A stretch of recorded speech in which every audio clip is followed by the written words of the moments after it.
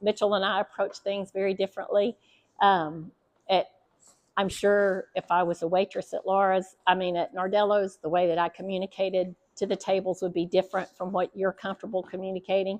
But what we do have to do is find a language and and that comes from a sincerity of who we are as individuals, and be consistent with that.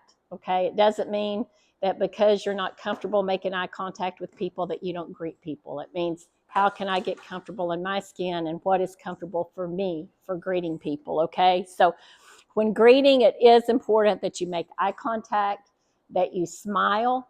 It's also important when you're answering the phone that you smile, because believe it or not, people can hear your smile through the phone. And a lot of times when it's crazy here at lunch, we just have to take a deep breath before we pick up the phone and find our smile before we answer it, because a lot of times we don't put one of those on and it comes through in our tone of voice.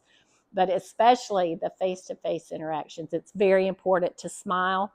And this is something that I want us all to work on at both restaurants. There should never be backs to the restaurant. Okay? It's tricky at both places, because at the bar, if you're getting drinks, your back's to the restaurant. But if I'm in the dining room, I should never look up and see everybody's back turned to me. There should always be staff looking out, looking at the floor, being aware of what's going on the floor. Okay? Because I don't want to hear customers come to me, and truly they have, as I was sitting over there and I was trying to flag someone down and everybody had their back turned to me. No one could even see me.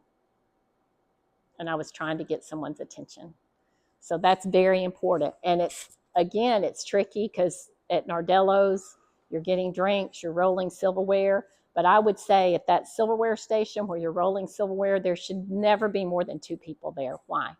There's not room enough for more than 2 people to be rolling silverware. So if you're rolling silverware, you need to be facing out. If you're the hostess and you're working the hostess stand, you need to be standing at the hostess stand. If someone is speaking with you, they need to be standing there. But also, as a hostess, if you're standing at the hostess stand and you're talking to somebody, guess what? There's people behind you here and people over here, and they're looking at your backs. Okay, so the hostess stand isn't a place for long conversations or long meetings. And for Laura's, we need to stop meeting over here. We get over here in this dark corner and we can't see anything. Like Luce had to come out of the kitchen Friday to tell Luce and I we were trying to solve a problem on the register. She said, "Hey ladies, McCoy needs some help," because we couldn't even see the line. So we need to find systems to make sure that that's not happening, because that is offensive to people. Even though that's not what we're trying to communicate, and we're not communicating it with your back to somebody, that just is not a good standard. What am I trying to say? Not a good practice. We just want to make sure that our eyes are on the floor, our eyes are from the counter, looking out, looking towards the line. If you've got your back and you're doing something, utilize over here the glass to look up and see if someone's coming in or standing at the counter. Okay. And then another way to connect, celebrate, and create memories is guiding through the process. Okay. A lot of times, like as a hostess, let me give an example at Nardello's first. Okay. So the hostess takes you to the table and gives them their menus. Okay. Your server is going to be, and they will be right with you. Is there anything that I can get you to drink, or what is y'all's system? Who gets the drinks? The waitress? Okay. Your waitress will be, and they will be with you shortly. And then make sure that the waitress knows they have the table. Okay. But just to let the customer know what's coming next. Okay. And what do they need to do next? Okay. So, like at Laura's, when they walk in and they say this is their first time here, do you have any questions about the menu? Okay. And a hostess, that could be the same thing for you. If they say this is our first time here, well, great. Do you have any questions that I can answer for you about the menu? Or would you like to know some of my favorites? Or would you just like some time to look? Give them the option. Don't stand there and give them 12 options that they don't want to hear. But at least make that connection that, hey, I'm happy to guide you through the process, or tell me what you like. There's all kinds of questions you can ask. But also, as a waitress, what you're doing, as you get your order, as you take their order, I'm going to bring those starters out for you. I'll bring your drinks out with your starters, and then I'll be back to get your order. Just let them know how you're going to guide them through the transaction. Okay, let them be a part of the process so they're not just wondering what's next. Okay, assisting with order and recommendations. Know your menu, know your products, try your products, test your products so you know what you like and what you don't like in case people ask you. So make sure that you're able to share with them, if they're asking you, hey, tell me about your menu. Well, what are some of your favorite foods? What kind of foods do you enjoy? Some of my personal favorites are, or my personal favorite is, and another thing that I ask a lot at Laura's at lunch is, what are you looking for, something more substantial, or are you just wanting something light today? Because I don't want to spend a lot of time telling them about our daily specials if they're on a 1,000-calorie a diet day, okay? I don't want to waste their time or mine. But ask those questions so you know what recommendations to make. And then any helpful information that you can give them. And I'm going to tell y'all at Nardello's, I've made mistakes already. See, I make a lot of them. But one of them is, we went through this process and we decided that we were going to put the salad dressings on the side, right? Well, obviously, some of the customers don't like that. They liked it tossed. So here's our new salad dressing rule for Nardello's, okay? Is we're going to say all of our salads come tossed in the dressing. Is that okay, or would you prefer yours on the side? Okay. But again, don't wait until you take it to the table and it's tossed and then go, well, I thought you were doing it on the side, or I like my dressing on the side. At Laura's, because we're counter service, we have to ask every time. We have to be really intentional about dressing, because we have so many dressings, and if we take it to the table and it's not the dressing they want, the dressing's dirty, we have to throw it away, then we have to bring the other dressing. So we're very intentional about every time they order a salad, okay, that comes with avocado ranch. Is that okay, or would you prefer another dressing? And would you like one dressing or two? Because that's the only chance that we have to charge for an extra dressing, okay? So make sure, again, you're guiding them, you're telling them what dressing comes on the salad, you're verifying that that's what they want and how many they want, okay? All right, and next is phrasing and proper wording to guests. There is a way that is better to say things that comes across in a more positive way and not a negative way. So instead of saying 2 for dinner or just 1, welcome, how is everyone today? Will there be anyone else joining you tonight, or are we taking care of the 2 of you? Okay. Presents, what are we celebrating? That's a great way to know. Remember, we want to celebrate. We want to create memories. So at Laura's, if they come in with presents, we ask if they're celebrating, because they get a free cheesecake for dessert. And we probably need to look at doing something like that at Nardello's too, to help celebrate those moments. Okay. And would you please complete your transaction here? We don't ever want to say sign here, or do you need change, or any of that. But instead of bossing them around and telling them what we need them to do, we want to request, would you please sign here? If you would, your ticket's right here. If you would mind signing right here, I'll be back to get your ticket. Some other things to avoid. The wait is about 30 minutes. Follow me. I don't know. I've never had that before. Think of more positive ways to say that. So let's just go through these today. What can we say instead of saying the wait is about 30 minutes? How could we put a positive spin on that?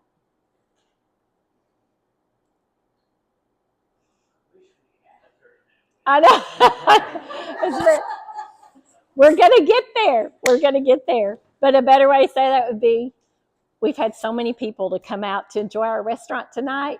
We're going to get to you as quickly as possible. Right now, there's about a 30-minute wait. Would you like to get a drink from the bar while you're waiting?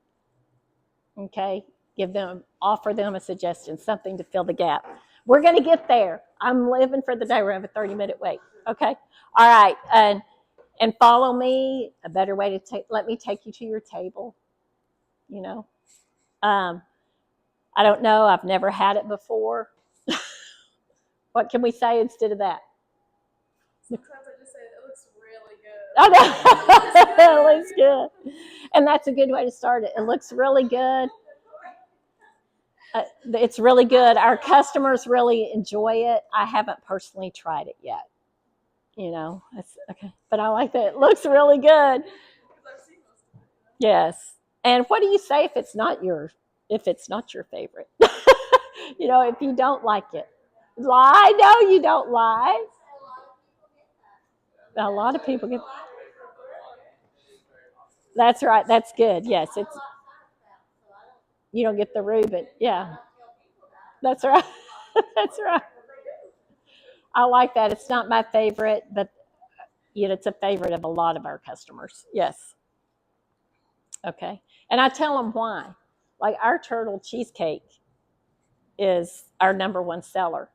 Well, it's not my favorite because I don't like the chocolate. I want my cheesecake to be the star, not the chocolate. And so I don't care for the turtle. It's Mitchell's favorite. My favorite soup is tortilla. He doesn't like tortilla. He doesn't know why we have it on the menu. It's our number one selling soup. I know. So it is not.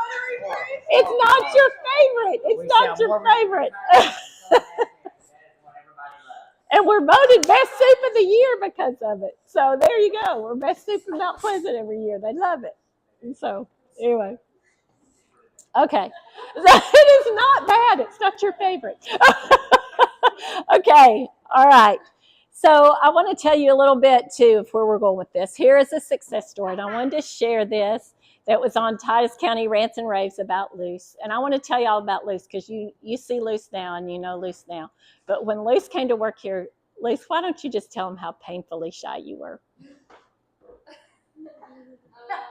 made no eye contact. She was afraid to have conversations with people. She was very quiet. She would hide. She was so shy. But she has worked diligently to learn and to grow. And we received this rave from her on Titus County Rants and Raves the other day because she went above and beyond for a customer and she remembered them. She remembered that they were having knee surgery. And when they called back, and it was raining, she offered to have them drive through the back to the back door and call back when their order was ready, and she would run it out to them. And that made a lasting impression. Okay? So that is really where we want to go with this. This is what we call raving fan service. Okay? And all of our restaurants are going to, hopefully sooner rather than later, because I'm in charge of this, all of our restaurants are going to start doing a raving fans weekly huddle, okay, where we talk about how we work and being intentional with creating these kind of experiences for our customers, because that's what we want. We can spend hundreds of dollars in advertising, putting ads in the newspaper, putting coupons out there, all kinds of money on social media. But the best advertisement that we're going to have is customers that have this kind of experience with our restaurant and tell their friends, hey, if you are looking for a place to eat, you have to go to Nardello's. If you are looking for a place to eat, you've got to go to Laura's, because it's about the experience. Okay? And it's only going to happen when we're intentional with taking the vision and the values and the things that we've communicated with you today and putting practical steps in place, putting systems in place to make sure that you're executing that day in and day out. And at the end of that, this is what happens. And this becomes the normal. This becomes what people expect when they walk through your doors. Okay? So that's why we're doing all of this. And what I want to close with today is a little bit about where that all stems from. Okay? That stems from your attitude and the attitude that you choose to embrace about new ownership, about new people coming in, about new coworkers, about old coworkers. It all depends on your attitude. And I tell people, for those of you that don't know me, I came from a banking background, actually. I was at Guaranty Bank and it was the sweet spot, one of the sweet spots of my career life. I loved being there. I had a great experience there. But Ty Apston was one of my bosses there, and he's the CEO, and he taught me, he said, Suzanne, I can train. I can train people to do a job. I don't hire for just skill. I do hire for attitude. He said, because attitude determines your altitude. And he said, I've hired people with a huge skill set and a terrible attitude that didn't make it here. He said, I've hired people with a great attitude and a low skill set, and I had the ability to bring their skill set up, but they had to choose their attitude. And because of their attitude, they were successful here.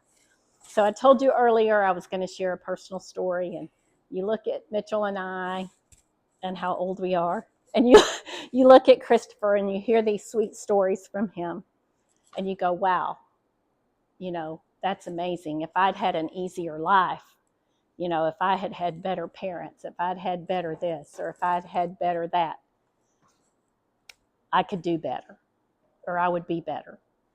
Well, I want to tell you a little bit about how we got to this. Okay. This is our second marriage. Mitchell and I have been married now for almost 32 years. But on December 7th of 1998, my husband told I was a mom with 3 kids. Christopher was the middle child. They were 6, 4, and 2. My husband walked in and told me that he was in love with another woman and that he was going to leave me, but he wanted to wait until after Christmas because one of my daughters had the birthday on December 23rd, and we needed to get through Christmas. So on December 28th, he came clean with why he was leaving me, that he had had an affair with another woman who was a mutual friend of ours. I knew her, that they'd been having an affair for a year, and that he was in love with her. And so he left me with my kids, and he's been involved in their life. And so I realized as I was driving to tell my parents that night, I lived in Rockwall, and I was driving to tell them in Dallas. And I looked out across the dark lake, and I was like, you know what? I've professed to be a woman of faith for a long time. And this is just my opportunity. For me, this is a test of where the rubber meets the road for me. I'm either going to live what I believe, or everything that I said that I've believed is a lie.